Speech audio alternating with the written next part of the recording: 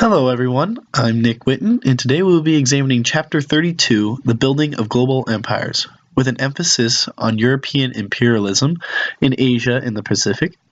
Let's get started. European imperialism in Asia and the Pacific began in the second half of the 1800s.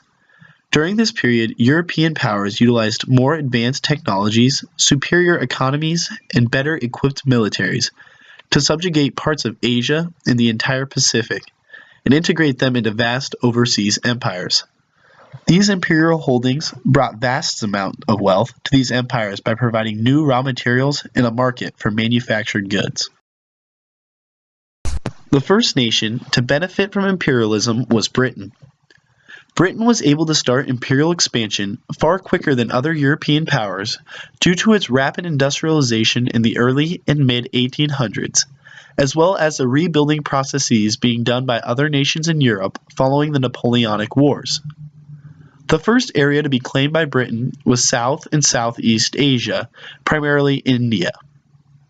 These states had already felt a British presence in the region beginning in the late 16 and early 1700s by the formation of the English East India Company. This joint stock company began building fortified ports in India during the reign of the Mughal Empire. Following the death of Emperor Aurangzeb and the subsequent decline of the Mughal Empire, the British East India Company began expanding and conquering parts of India in the 1750s. Employing diplomatic and military methods of conquest, the East India Company gained control of most of India, Bangladesh, Sri Lanka, Pakistan, and Burma. Two of these methods were the employment of sepoys and the doctrine of lapse. Sepoys were Indian mercenaries employed by the company to fight alongside British troops in India to maintain order and conquer new lands. The doctrine of lapse was the policy of taking land from Indian kingdoms whose rulers failed to produce a male heir. Both of these policies were greatly resented by the native peoples, and after some time of company rule, the people of India would turn to revolt. In 1857, several of the sepoy regiments became angered when a rumor circulated that the cartridges for newly issued British rifles were lubricated with pig and cow fat, two products not allowed to be consumed by Hindus or Muslims. Because the ends of these cartridges had to be bitten off, contact with the mouth was inevitable by the sepoys and would violate the laws of their respective religions. When the sepoys refused to use these cartridges, the British officers accused them of mutiny and punished them extensively. Several sepoy regiments, along with Indian princes, bounded together and launched a full-scale revolution against the East India Company. However, the British were able to subdue this rebellion by July of 1858, and peace in the region was re-established. This war, though, changed the way India was administered by the British.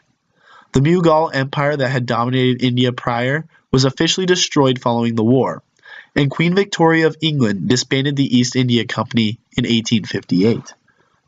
The British government took over direct control of its India holdings and established a new government to run the colony. A viceroy was appointed, and he established an English bureaucracy that ran the operations of India under the control of the British Crown. The British also began to change the landscape of India. Under direct rule, India began to urbanize at a high rate, with an emphasis being placed on infrastructure development. Railroads, harbors, and canals made transportation across the subcontinent easier and more efficient. A greater emphasis was placed on the cultivation of cash crops like tea and coffee because of their trade value. And British schools were opened up to the children of Indian elites. Unlike other previous colonial holdings, the conversion to Christianity was not a priority of British rule in India, and instead the emphasis was placed on economic output. This control in India, though, would not go unchallenged. After rebuilding from the Napoleonic Wars and industrializing to compete with Britain, both Russia and France began to challenge British control in South and Central Asia.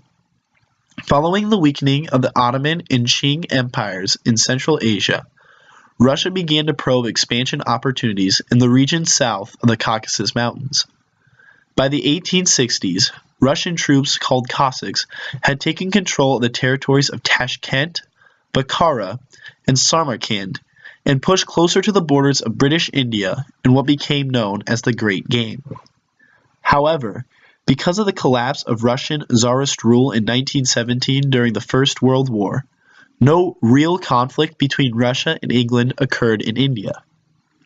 During this period of expansion by Russia and England in Asia, nations with historic holdings like Spain and the Philippines and the Dutch in Indonesia began to tighten their grip on their colonial holdings, fearing that an expansion by England or Russia would result in a conflict between the countries. The increase in rubber and tin exportation made these colonies extremely valuable. Britain began to expand even more into Southeast Asia. By the beginning of the 1880s, the British gained control of Burma and through their port at Singapore began to expand into Malaysia. These holdings connected British ports in the South China Sea and the Indian Ocean that became an important trade route. Expansion into Southeast Asia would not go uncontested for the British like it had been in India, however. Beginning in 1859, the French began to establish the colony of Indochina in what is today Vietnam, Cambodia, and Laos. Like Britain and India, France established European-style schools, as well as developed modern infrastructure that urbanized Indochina. Unlike the British, though, France put a great emphasis on Christian conversion, and because of this, the Catholic Church became a dominant force in Indochina, like it hadn't been in India. By the 1880s, the only state not under European rule in Southeast Asia was Siam, or modern-day Thailand, and this acted as a buffer state between France and England.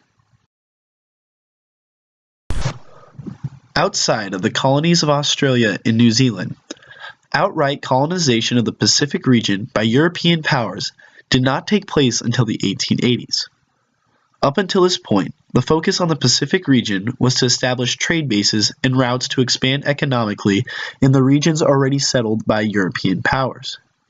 European countries did not feel it was necessary to impose direct rule on these islands until imperial expansion by several nations in the same region led to competition for land and resources.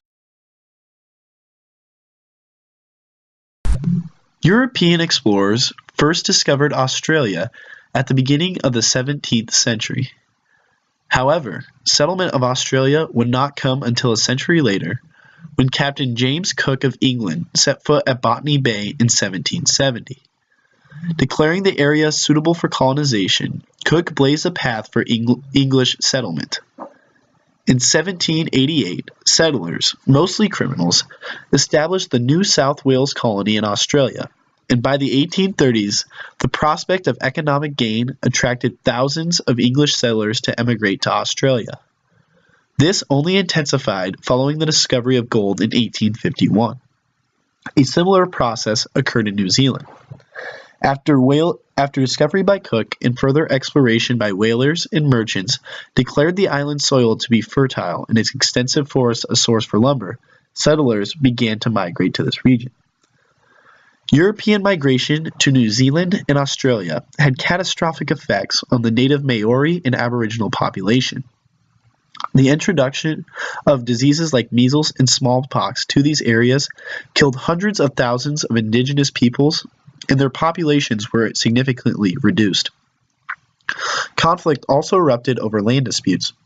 Because the Aboriginal and Maori people were nomadic tribes, the British viewed all the land in these regions as uninhabited and up for grabs. The British launched severe military campaigns that effectively dispersed all the native populations of these islands into less hospitable lands by 1900. Unlike New Zealand and Australia, the native populations of the Pacific Islands escaped much of the conflict for much of the 17th and early 1800s, although the spread of disease was still prevalent in these areas. Interaction between Europeans and natives of these islands were limited to merchants, whalers, and missionaries who viewed the islands as areas of rest on long voyages to China, India, and the East Indies. For the most part, direct colonial rule was not a priority for European powers in these areas. That all changed in the late 19th century. Nationalistic rivalries between the nations of Europe, who sought to outdo one another in land acquisition and economic superiority, drove conflicts between European powers in a race to grab as many islands as possible. The need for coaling stations for trade in ports during this time, as well as for docking of navies to control colonial holdings, became a necessity for European powers. France became the first country to switch to direct colonial control when they took control of Tahiti, the Society Islands, and Marquesas in 1849, and New Caledonia in 1853. Britain took control of Fiji in 1874, followed shortly by German acquisition of the Marshall Islands in 1876. The race for these islands forced the nations of Europe to meet at the Berlin Conference, where they established a peaceful partition of the islands amongst Britain, France, Germany, and the United States. Once all these islands were claimed and direct control established, the islands became more than just trade routes and ports. Economic benefits increased tremendously as the indigenous peoples became markets for European goods. Products like sugarcane, coconuts, vegetable oil, nickel, guano, tin, and rubber also became important imports from the island that benefited the European manufacturing immensely. The building of global empires in Asia and the Pacific had several impacts on the nations of Europe and the United States, as well as the native peoples of these regions. In Europe, the influx of new materials like rubber and tin strengthened the already booming industrial economies of nations like Britain, France, and Germany. Likewise, European economies were strengthened by the establishment of new markets in colonized areas. These colonies also provided a source of workers, soldiers, and tradesmen. This globalization brought on by the connection between the Western and Eastern world also brought about a larger amount of cultural interaction that helped blend cultures in certain areas. The United States also took on a larger role in international politics by claiming territories like Hawaii and the Philippines for themselves, which established them as a world power as well as an imperial empire. This period also marked the beginning of global capitalism and an increase in international trade. However, many problems came about following this imperial expansion. First and foremost was the treatment of native peoples by their European counterparts that resulted in several violations of rights.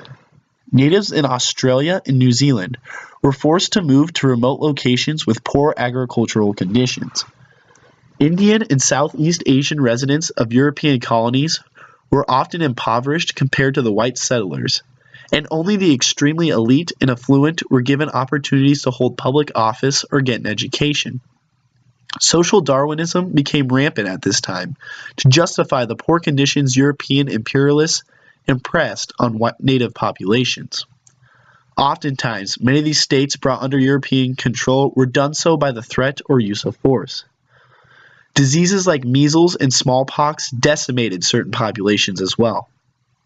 War and conflict over these areas by European powers brought conflict to the people living in this region, especially during the World Wars.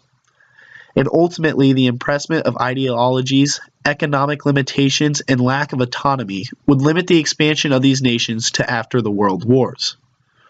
Ultimately, colonization and the expansion of global empires benefited only the nations of Europe and the United States. But for the nations that were colonized, these imperial powers damaged their culture, populations, and national pride in irreparable ways. I hope you all enjoyed this presentation on Chapter 32, The Building of Global Empires, and thank you for watching.